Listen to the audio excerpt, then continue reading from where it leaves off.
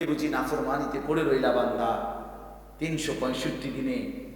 কোনদিন ছেলেরা তোমরা যারা ফজরের নামাজ পড়ো না, তুমি বলো না বাপ এত শক্ত এত পাষাণ কেমনে? একটা বছর কোনদিন ফজরের নামাজ পড়ো নাই, এত বড় নিকৃষ্ট জানোয়ার মুসলমানের বাচ্চা কেমনে বলে? এত বড় জানোয়ার একটা মানুষের বাচ্চা কেমনে? এটা কি পরিমাণ হাইওয়ান, এটা কত বড় হাইওয়ান, কত বড় জন্তু, কত বড় পশু। এক বছর 365 দিনে এই হাইওয়ান কোনদিন ফজরের নামাজ, শুধু এক বছর। খবর নিলে দেখবেন 10 বছর, খবর নিলে দেখবেন 5 বছর। জানোয়ারের মতো, ইহুদির মতো, খ্রিস্টানের মতো চুল রাইখা তৃপ্তি ভোগ করে। এর চাইতে অসভ্যতা, এর চাইতে নিকৃষ্ট রুচি, এত বিকৃত মানসিকতা কোন জন্তু জানোয়ারের হয় না। জন্তু জানোয়ার। তোমরা যে সমস্ত ছেলের চুল ইহুদির মতো, খ্রিস্টানের মতো, বেঈমানের মতো, বেটা তুমি একদম নিম্ন রুচির মানুষ, একেবারে ফসা মানুষ বেটা, তুই ফালতু লোক বেটা, তুই তোর কোনো রুচি বলতে কিছু নাই,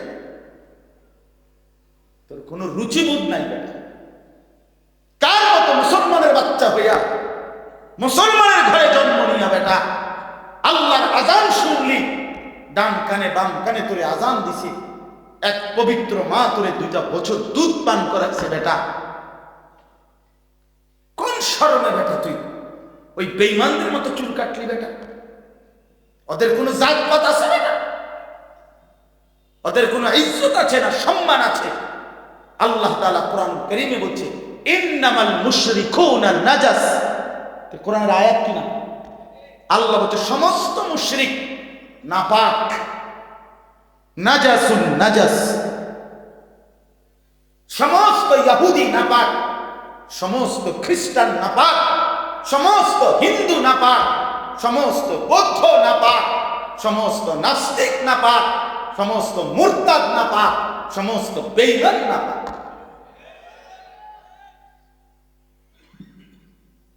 কার মতো বেটা চুল রাখবি? কালে যাইকে বেটা ফেসাব করে পানি লস না বেটা? কোন সভ্য থেকে শিখলি বেটা এটা? কার থেকে শিখলি? জীবনে 2-4 অক্ষর পড়ালেখাও করো নাই,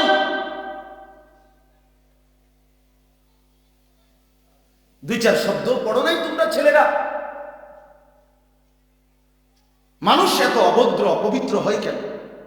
কোরআন কারীমের মধ্যে আল্লাহ তাআলা বলে, বান্দা কি আজীব কথা, কোরআন শরীফে আছে, বান্দা কোনোভাবেই যদি পানি নাই, ঠিক আছে, ফাইন লাম তাজিদু মাআন ফাতায়াম্মামু সাঈদান তাইয়্যিবা, তাহলে মাটি দিয়ে, পবিত্র মাটি দিয়ে তায়াম্মুম করো, তবুও নিজেকে পবিত্র বানাও।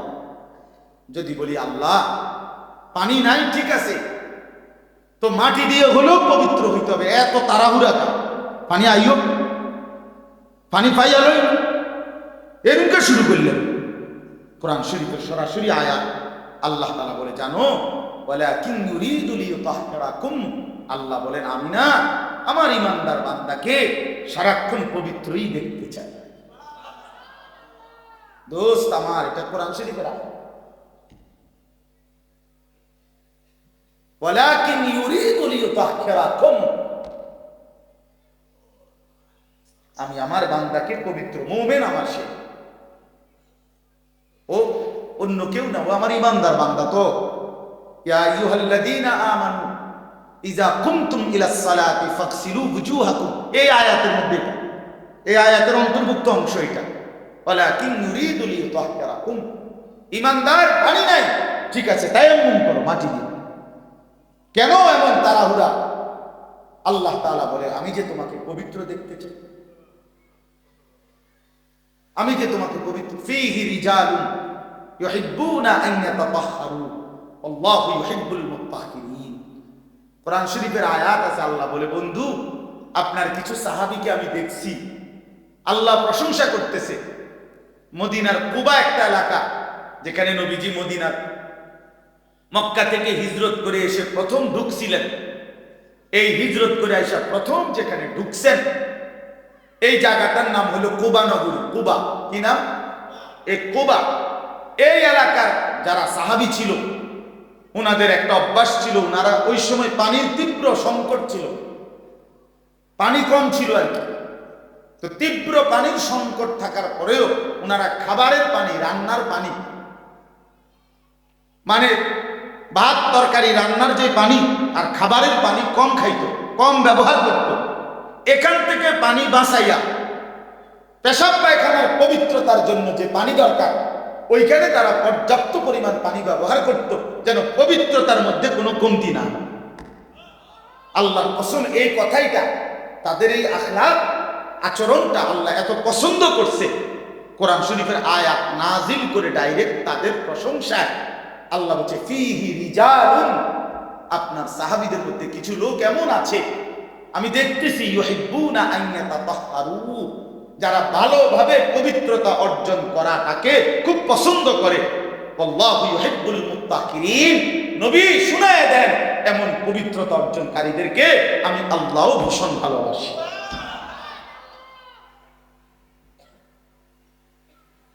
তোরে আল্লাহ ঘৃণা করে। যুবক, তোদের যাদের প্যান্টে পেশাব, তোরা যারা টয়লেট পেপার ব্যবহার করো না, তুই নিকৃষ্ট রুচির মানুষ, ফালতু বেটা, ফালতু বেটা। চুল কেবল চুলের পিছনের দিকে ফিরাস বেটা, হাইতে মানে এটা কেমন লাগে?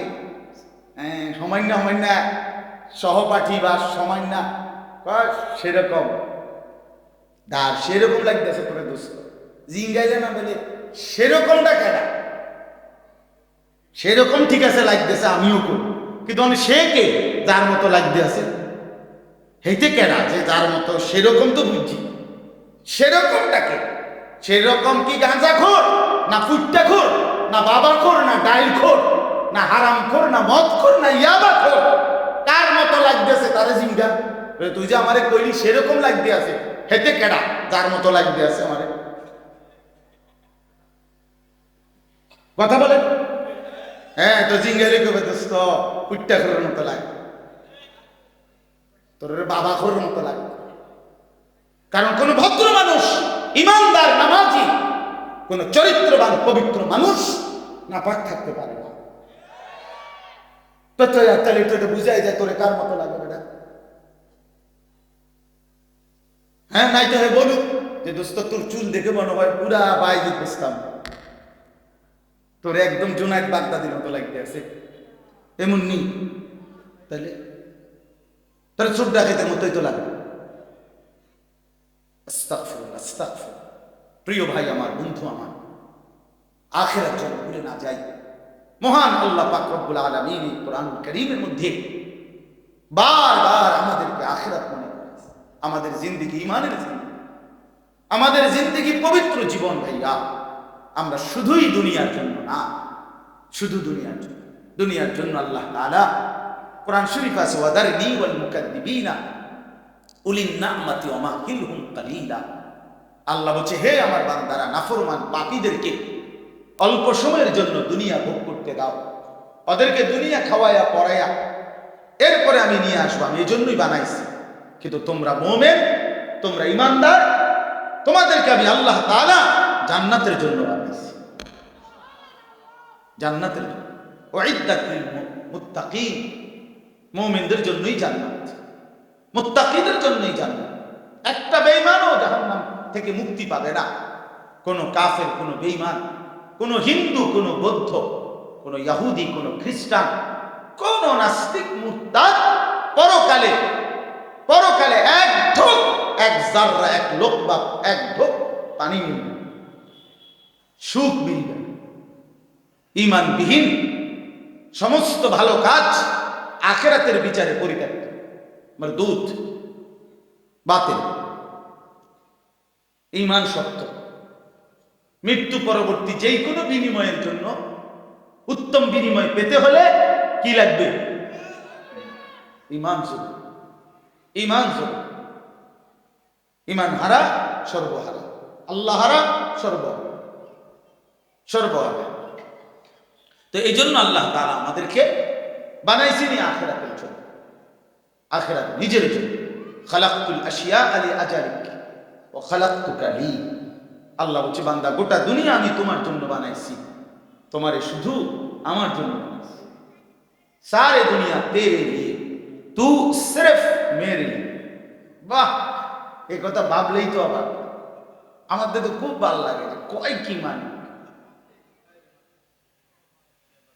हाँ सारे दुनिया तेरे लिए तू सिर्फ मेरे लिए। গোটা দুনিয়া বান্দা তোর জন্য, যা বান্দা সবটা দুনিয়া তোরে দিলাম, তোকে শুধু আমার জন্য রাখলাম। তু সিরফ মেরে, তুমি আমার জন্য, তুমি আমার হয়ে থাক, আমার সেজদা করবা, আমার নামাজ, আমার হুকুম পালন করবা।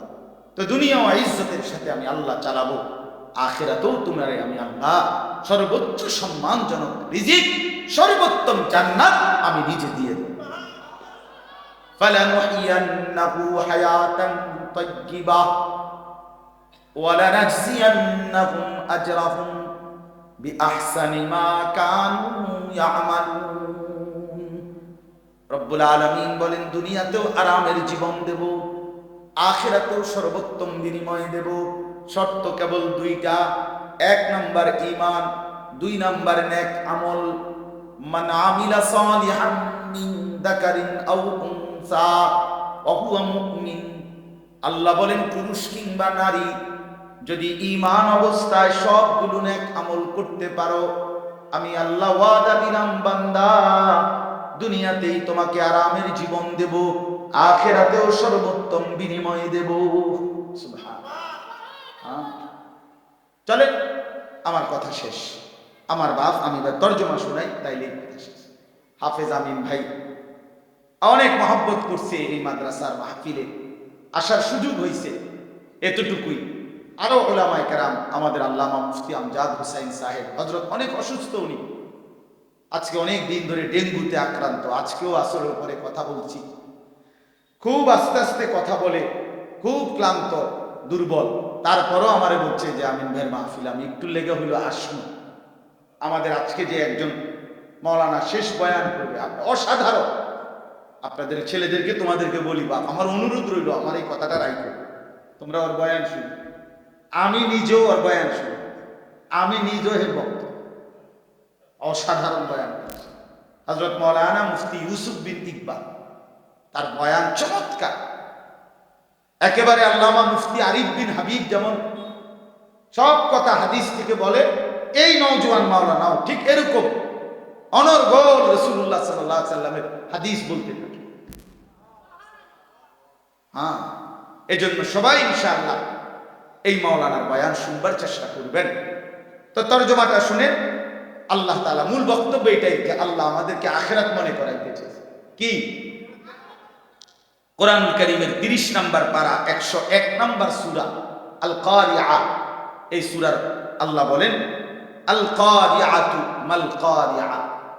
আল কারিআ হলো যেটা দরজায় আঘাত করে, খটখট খটখট আওয়াজ করে, এই খটখটকারী। আল্লাহ বলেন মাল কারিআ, বলো তো খটখটকারী বলতে কি? ওমা আদরাকা মাল কারিআ। আবারও বলছি নবী, আপনাকে জানতে চাচ্ছি, জানেন এই আঘাতকারী খটখটকারী কি? আল্লাহ বলেন সেটা হলো আখিরাত, কিয়ামত, যেটা আপনার কাছে প্রতিদিন আমাদের কাছে খটখট করে আমাদের দরজায় যেন ঘন্টা বাজাইয়া বলে যাচ্ছে যে কিয়ামত তো চলেই আসলো। আখিরাতের প্রস্তুতি কি হলো বলো? ওই মানুষ তো মরে গেল দেখলা, তুমিও তো মরে যাবা, তোমার প্রস্তুতি কি বলো? এক লোকের জানাজা যাচ্ছিল, লাশ, তো এক বুজুর্গ আল্লাহওয়ালা ওই সামনে দাঁড়ানো, তো ওনার পাশের এক লোক বলতেছে, কার জানি কবর, কার জানি মৌত হইল, আরে কার জানি কার জানি। তখন তিনি বললেন, হয় তোমার মরণ হইল, নয়তো আমার মরণ। মানে এইটা ভাবো যে হয় তোমার মরণ হয়েছে, নয়তো কার মরণ হয়েছে? আমার মরণ হয়েছে। আর ভাবো সে তো মৃত্যুবরণ করছে, তিনটা অবস্থা তার শেষ। একটা হলো আজরাইলকে দেখা, এটা তার শেষ। এরপরে জান কবজের যন্ত্রণা, এটা তার শেষ। আর জান কবজের পরে তার মৃত্যুটা বিভৎস, অনেকের মৃত্যু হইতে পারত, তার শরীর ছিঁড়া ফেলছে, তার শরীর নিশ্চিহ্ন হয়ে গেছে, এরকম আপনার মৃত্যু হইতে পারত, কিন্তু তার তো স্বাভাবিক মৃত্যু হইল যে তার লাশটা অক্ষত আছে দেখা যায়। তুমি এবার ভাবো যে তোমার সামনে তিনটা রয়ে গেছে, যে আজরাইল তোমার সামনে কেমন দাঁড়াবে, তুমি চিন্তা করো তোমার জান কবজের কষ্ট কেমন হবে। তুমি ভাবো তোমার মৃত্যু কি স্বাভাবিক হবে নাকি অ্যাক্সিডেন্ট আর অস্বাভাবিক কোনো মৃত্যু হবে, সেটা নিয়ে ভাবো। তাইলে প্রতিটা মৃত্যু আমাদেরকে ঘন্টা বাজায়, প্রতিটা রাত আমাদেরকে ঘন্টা বাজায়, প্রতিটা দিন আমাদেরকে ঘন্টা বাজায় যে বান্দা সময় তো চলে গেল, আখিরাতের কি হলো, কবরের কি হলো, পরকালের কি হলো।